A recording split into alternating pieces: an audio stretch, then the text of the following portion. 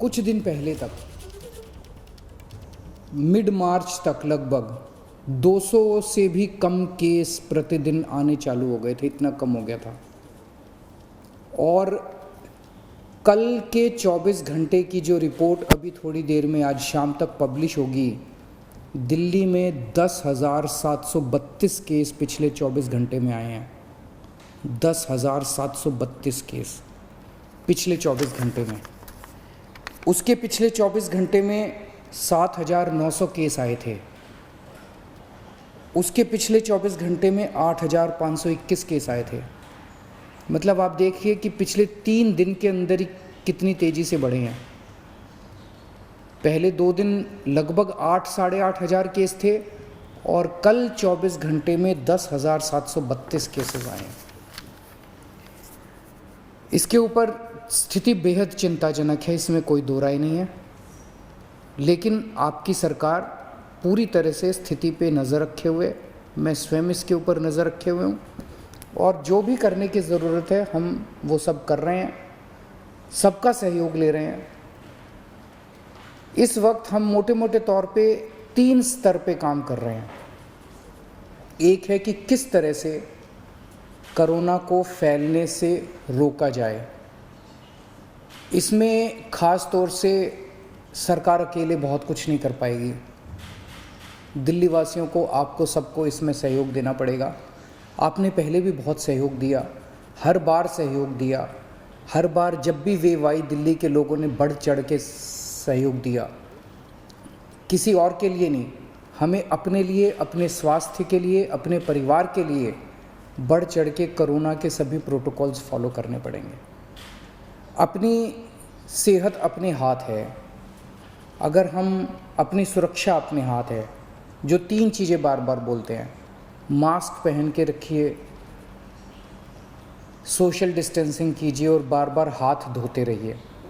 इसमें एक चीज़ और ऐड कर लो कि घर से तभी बाहर निकलेंगे जब बहुत ज़रूरी होगा। कुछ दिन की बात है, मुझे पूरी उम्मीद है जैसे पिछली 3 वेव चली गई वैसे ये 4थी वेव भी चली जाएगी। तो अभी फ़िलहाल ज़्यादा से ज़्यादा कोशिश करें कि घर पे ही रहें, घर से बाहर तभी निकलें जब बहुत ज़रूरी हो।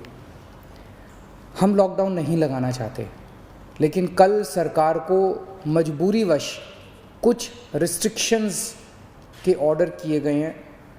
जैसे बसों में अब 50% लोग बैठ सकेंगे, मेट्रो में 50% की ऑक्यूपेंसी हो सकती है, बार्स रेस्टोरेंट्स के अंदर 50% की होगी। इस तरह से कुछ कई सारे रिस्ट्रिक्शंस कल लगाए गए हैं। आप ही के लिए लगाए गए हैं, आप ही की सेहत के लिए, आपकी सुरक्षा के लिए लगाए गए हैं। आपसे अपील है कि उनको सबको अच्छे से फॉलो करें। तो एक तरफ हम कोरोना को रोकने की कोशिश, स्प्रेड को रोकने की कोशिश कर रहे हैं। दूसरी तरफ इतनी तेज़ी से जब कोरोना के मरीज बढ़ रहे हैं, किसी को कोरोना होता है तो वो फिर या तो होम आइसोलेशन में जाता है और या फिर अस्पताल की तरफ जाता है। हम चाहते हैं, पूरी कोशिश कर रहे हैं और पूरा इंतज़ाम किया है कि जब कोई अस्पताल में जाए, उसे अस्पताल की ज़रूरत पड़े, इलाज की ज़रूरत पड़े, तो उसे दिल्ली के लोगों को बेस्ट से बेस्ट इलाज मिलना चाहिए। किसी तरह की बेड की कमी नहीं होनी चाहिए, ऑक्सीजन की कमी नहीं होनी चाहिए, वेंटिलेटर की कमी नहीं होनी चाहिए। उसका सारा इंतज़ाम हम लोग कर रहे हैं। नवंबर के महीने में हम एक पीक देख चुके हैं। नवंबर के महीने में जो पीक आई थी वो 8,500 केसेस की थी। आज हम ऑलरेडी 10,700 केसेस क्रॉस कर चुके हैं। तो ये नवंबर से भी ज़्यादा खतरनाक इस वक्त की पीक है। तो हॉस्पिटल, कल मैं LNJP हॉस्पिटल गया था उसका मुआयना करने के लिए। सभी डॉक्टर्स से, नर्सेज से बात हुई, वहाँ का सारा जायज़ा लिया।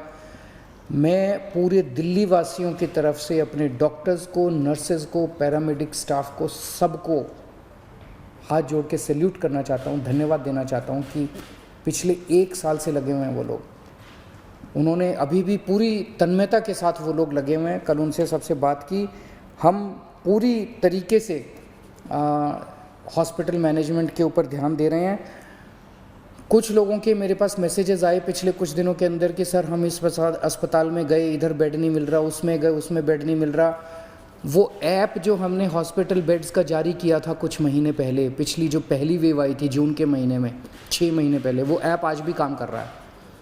तो अगर आपको अस्पताल की ज़रूरत है, अगर आपको कोरोना हो गया अस्पताल जाने की ज़रूरत है, तो किस अस्पताल में बेड अवेलेबल है वो आप अपने ऐप से देख लीजिए। ऐप, सारे लोग ऐप डाउनलोड कर लो और उस ऐप से आप लोग देख लीजिए कि किस अस्पताल में बेड की ज़रूरत है और कहाँ, तो सीधे मरीज को उधर ही लेके जाओ। एक अस्पताल से दूसरे अस्पताल में जाने की ज़रूरत नहीं है, पहली चीज़। दूसरी चीज़, कुछ लोग केवल प्राइवेट अस्पतालों की तरफ दौड़ रहे हैं। प्राइवेट अस्पतालों में बेड थोड़े कम होते हैं।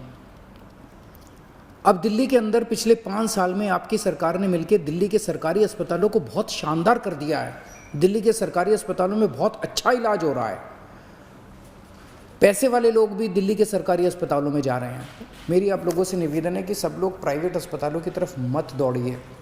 सरकारी अस्पतालों में जाएंगे, वहाँ भी आपको अच्छा इलाज मिलेगा। सरकारी अस्पतालों में भी आप जा सकते हैं। अगर आपका ऐप दिखाता है कि सरकारी अस्पताल में बेड खाली है तो सरकारी अस्पताल में जाइए, लेकिन अस्पताल में तभी जाइए जब आपको ज़रूरत हो। अगर सब लोग अस्पतालों की तरफ दौड़ने लग गए, अस्पताल कम पड़ जाएंगे। अगर सब लोग अस्पतालों की तरफ दौड़ने लग गए, बेड कम पड़ जाएंगे, आईसीयू कम पड़ जाएंगे, वेंटिलेटर कम पड़ जाएंगे।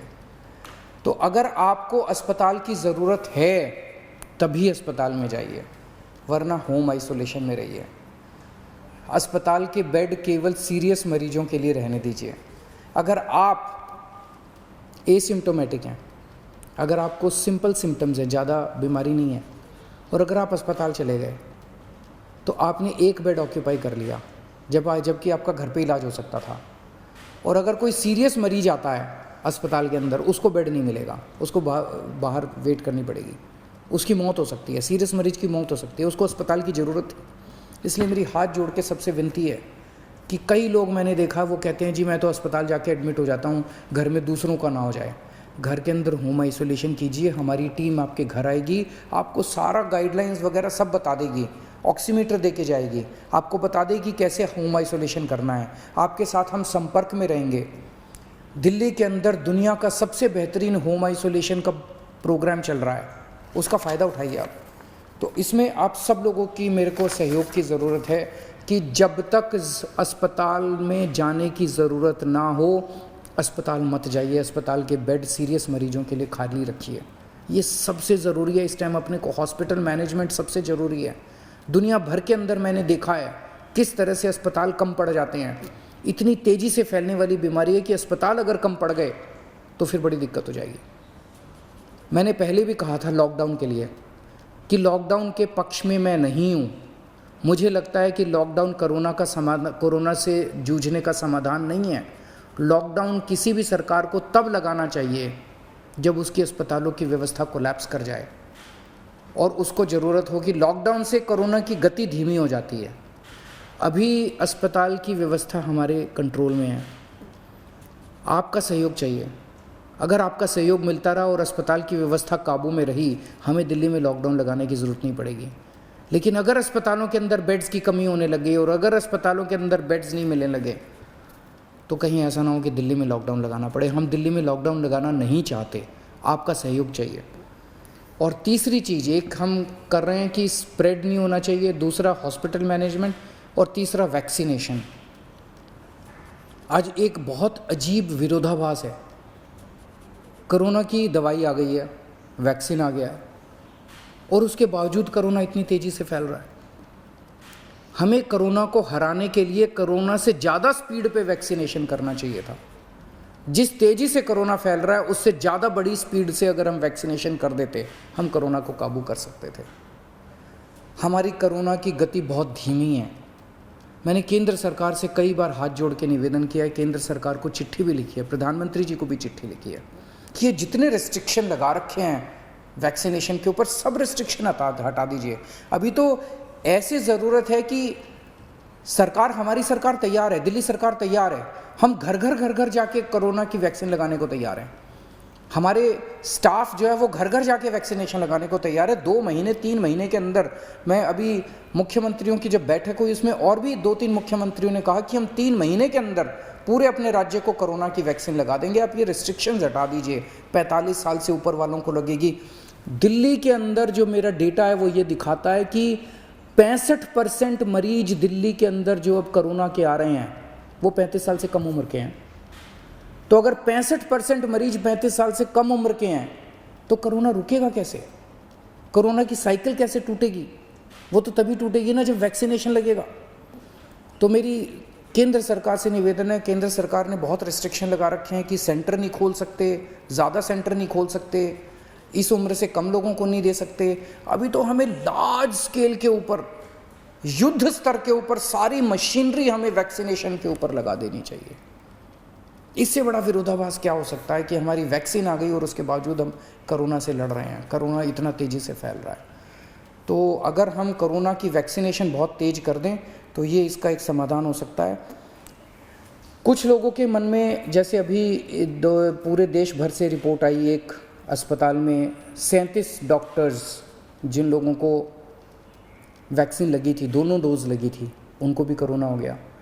एक और उत्तर प्रदेश से एक अस्पताल से रिपोर्ट आई, एक महाराष्ट्र से एक अस्पताल से, कि कई सारे ऐसे लोग हैं जहाँ पे जिन लोगों ने दोनों डोज ले ली उसके बावजूद भी कोरोना हो रहा है। तो लोग पूछ रहे हैं कि यार ये वैक्सीन लगाने से कोई फ़ायदा है? तो मैंने कई एक्सपर्ट से बात की, कई डॉक्टर से बात की, उन सब का ये कहना है कि वैक्सीन लगाने से आपको सीरियस बीमारी नहीं होती। कोरोना दोबारा हो सकता है, वैक्सीन लगाने के बावजूद भी आपको मास्क पहनना चाहिए, सारी प्रिकॉशन लेनी चाहिए, लेकिन कोरोना फिर भी हो सकता है, लेकिन वो कोरोना सीरियस नहीं होगा, आपकी डेथ नहीं होगी, आपको हो सकता है आईसीयू में जाने की जरूरत ना पड़े, कोरोना की सीरियसनेस काफ़ी कम हो जाएगी। इसीलिए वैक्सीन का फ़ायदा है। तो जो लोग आज, केंद्र सरकार जब भी इसको खोलेगी रिस्ट्रिक्शंस को, बहुत अच्छी बात होगी, लेकिन जो लोग आज एलिजिबल हैं, 35 साल 45 साल से ऊपर की उम्र के हैं, वो तो कम से कम सारे तुरंत जाके कोरोना की वैक्सीन लगवा लीजिए, अपनी सेफ्टी के लिए, अपने परिवार की सेफ्टी के लिए। हमने टेस्ट्स दिल्ली में बहुत ज़्यादा बढ़ा दिए हैं। पिछले कुछ दिनों पहले तक 80-85 हज़ार टेस्ट डेली हो रहे थे और पिछले कुछ दिनों से 1,10,000 टेस्ट डेली हो रहे हैं। रात दिन पूरा स्टाफ, पूरे ऑफिसर्स काम करने में लगे हुए हैं और आपकी सेहत के लिए जो भी ज़रूरत पड़ेगी हम सभी करेंगे। मेरी सभी पॉलिटिकल पार्टीज़ से निवेदन है, अपील है, आइए सब मिलके काम करते हैं। ये वक्त राजनीति करने का नहीं है, ये वक्त एक दूसरे के ऊपर फिंगर पॉइंटिंग का नहीं है, ये वक्त एक दूसरे के ऊपर छीटाकशी करने का नहीं है। बाद में कर लेंगे राजनीति, सब मिलके अभी तो दिल्ली वासियों की सेवा करते हैं। और मैं सभी लोगों से अपील करता हूँ, पिछली बार आप सब ने सहयोग किया था, हम केंद्र सरकार से पूरा सहयोग ले रहे हैं। मैं सभी डॉक्टर्स से अपील करता हूँ, सभी डॉक्टर्स की एनजीओ से अपील करता हूँ, सभी धार्मिक संस्थानों से मैं हाथ जोड़ के अपील करता हूँ, सभी सामाजिक संस्थानों से, एनजीओ से अपील करता हूँ कि ये चौथी वेव बेहद ख़तरनाक है इंसानियत के लिए। हम सब लोग फिर से एक साथ वापस एक साथ जुड़ें और इस चौथी वेव का सामना करें। कुछ लोग कहते हैं, जब मैं उनको कहता हूँ कि मास्क क्यों नहीं पहना हुआ, कहते हैं सर 1 साल हो गया, अब थक गए हैं। अब ये सोचो, वो डॉक्टर जो 1 साल से, और नर्स और जो पैरामेडिक स्टाफ 1 साल से अस्पताल के अंदर रात दिन 24 घंटे आपका इलाज कर रहा है, वो नहीं थका? वो तो आपसे ज़्यादा थक गया है। अगर वो 24 घंटे पिछले 1 साल से काम कर सकता है, अपनी ज़िंदगी दांव पे लगा के कर सकता है, तो आप कम से कम मास्क तो पहन ही सकते हैं। और ये थकने से तो आप ही की ज़िंदगी खतरे में पड़ती है। ये थकना अलाउड नहीं है अपने लिए। तो मैं फिर से आप सबसे यही अपील करूंगा कि बड़ा कठिन दौर है और सब लोग, मैं समझता हूँ कुछ दिन की बात है, कुछ दिन के अंदर जैसे पिछले 3 पीक दिल्ली वासियों ने जम के इसको ठीक किया था, इस बार भी सब मिलके चौथी पीक का मुकाबला करेंगे। बहुत बहुत शुक्रिया। तो दिल्ली के मुख्यमंत्री अरविंद केजरीवाल को आप सुन रहे थे। अरविंद केजरीवाल का कहना है कि मुश्किल वक्त है। दिल्ली में पिछले 24 घंटे में 10,732 नए मरीज सामने आए हैं। स्थिति चिंताजनक है। हालांकि सरकार ने पूरी तरीके से नजर बनाई हुई है। अरविंद केजरीवाल की अपील यही कि अगर जरूरत हो तभी अस्पताल में जाइए, तभी भर्ती हुई है, वरना होम आइसोलेशन में रहिए, ताकि जो ज्यादा गंभीर हालत में व्यक्ति है उसे अस्पताल का बेड मुहैया हो सके। अरविंद केजरीवाल की तरफ से फिर से केंद्र सरकार से अपील की गई है कि वैक्सीनेशन पर जो रिस्ट्रिक्शंस केंद्र सरकार की तरफ से लगाई गई हैं उन्हें हटा ली जाए, वैक्सीनेशन सबके लिए खोल दी जाए, घर घर जाकर वैक्सीन लगाने के लिए दिल्ली सरकार तैयार। न पाबंदी हो न कोई हद हो तो बस खुद बनाई सरहद हो। ये मुहिम है परतों में छिपे हर सच की तलाश की, सियासत पर रखी पैनी नजर और आंख की, खबरों की दुनिया में एक जिम्मेदार आवाज की, जुर्म और जुल्म के खिलाफ हर बेबस के लिए इंसाफ की। जब कोई हद नहीं इंसानियत के लिए जज्बात की, जब कोई हद नहीं खुशियों और ख्वाब की, तब कोई हद क्यों हो नए नजरिए और बदलाव की। तोड़ के हदों के ताले नए सपनों को पाले, बांधे सबको एक धागे, आपको रखे आगे। ABP news.